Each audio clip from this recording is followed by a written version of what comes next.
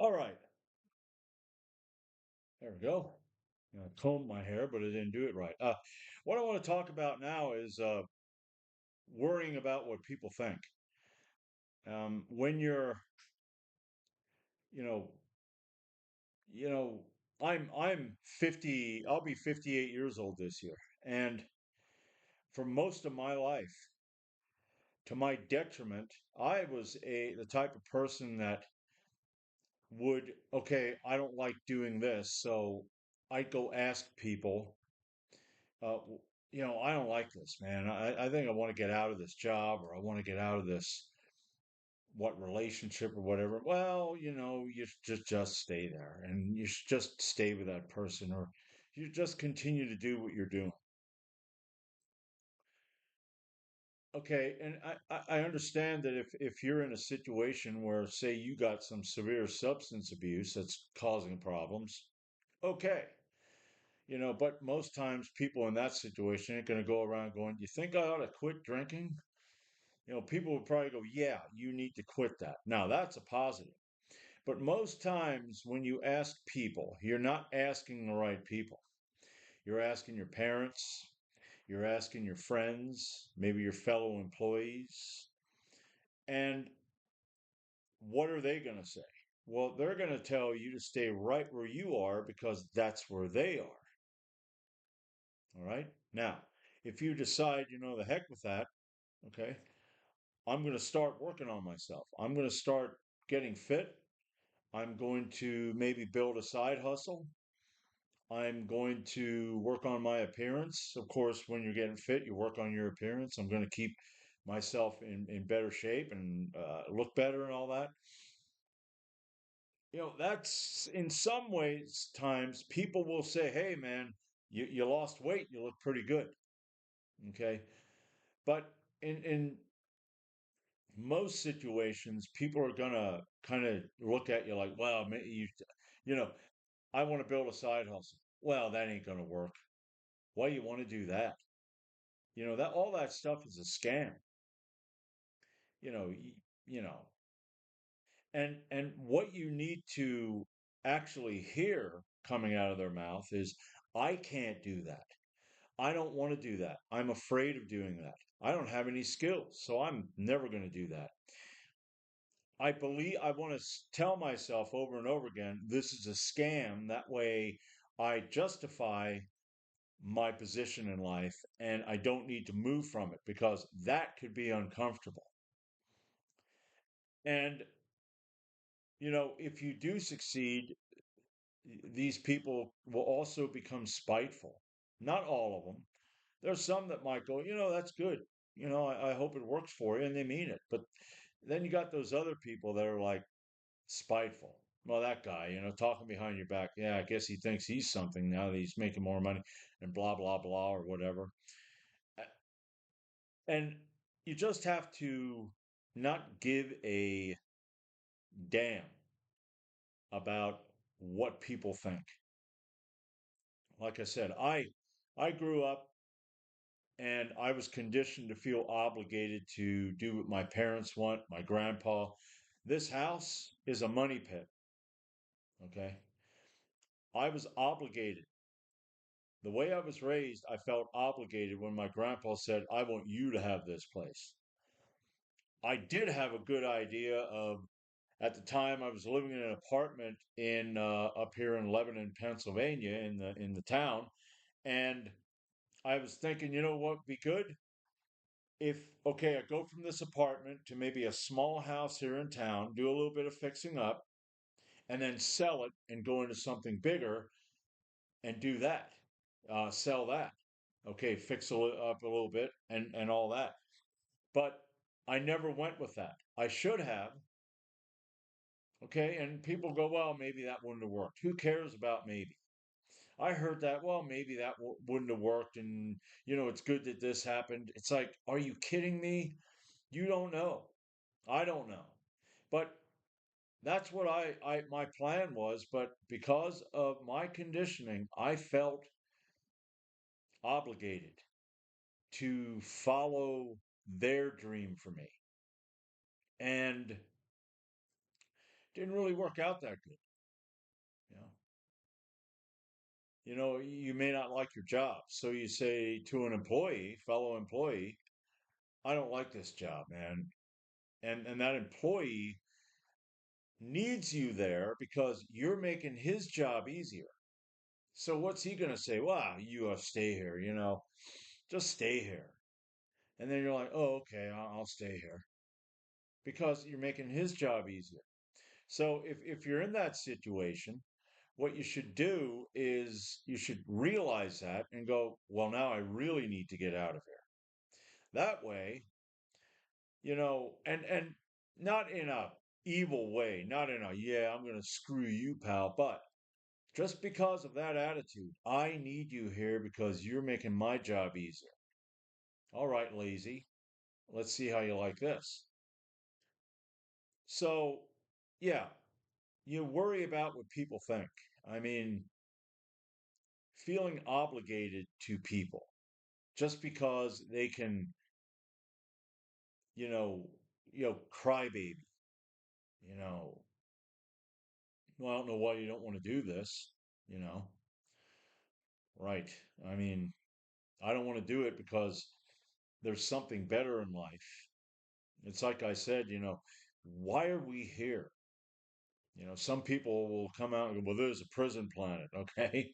I don't know. Is it? Are we a bunch of prisoners? But there are people that have control over us that make us feel obligated to go through the motions and, you know, uh, policies that they claim are laws that are not laws. Now, I tell you, when it comes to this stuff, I could go off, but my channel would be probably cut down real quick. But you understand what I'm saying? Their opinion about what you're doing, unless they have a point, like I said, with like substance abuse or whatever, that's harming you. But even there, you know, nagging at people about that, you got to stop. You got to stop for me. No, no. I know when I drank, and I drank a lot in the past, and my mom was all worked up over that. I'm not stopping because of you. But I did because of that obligation, because I was going to church, and you get that guilt. And all those times that I tried to stop never worked, ever. Once I started getting to the point where now I deconverted and I stopped worrying about what people think. And I decided if I want to do something, I'm going to do it for me. And yeah, when you start out, you're going to feel guilty. Okay? Question yourself. Okay, am I feeling guilty because I am actually hurting someone? Is there a victim? Am I committing a crime? If there is no victim, okay? Just take this scenario.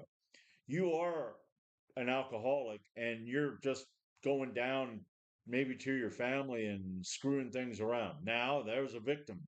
There's a crime. Get your head out of your ass or stay away from them. But if there is no victim and you're not committing a crime, you're not committing a crime by working on yourself and trying something outside of their box that they want you to stay in. Just continue to do it. They'll get over it.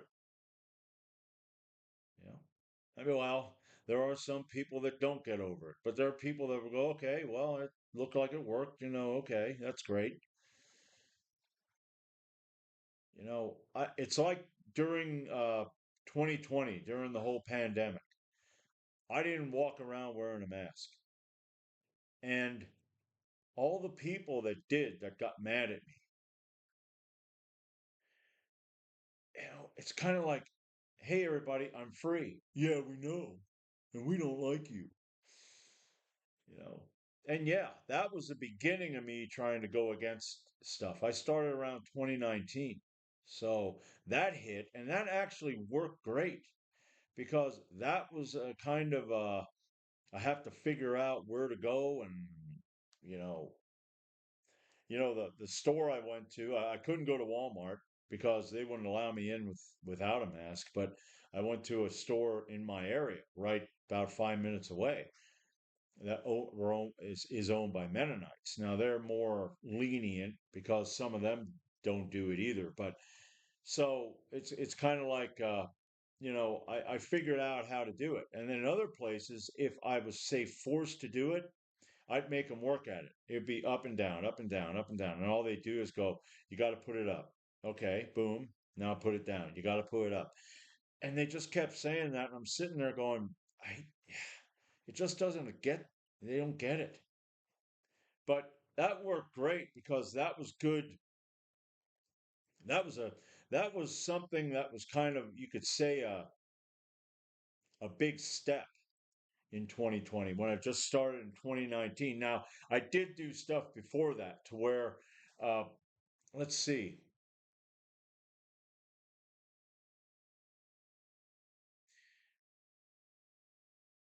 it was oh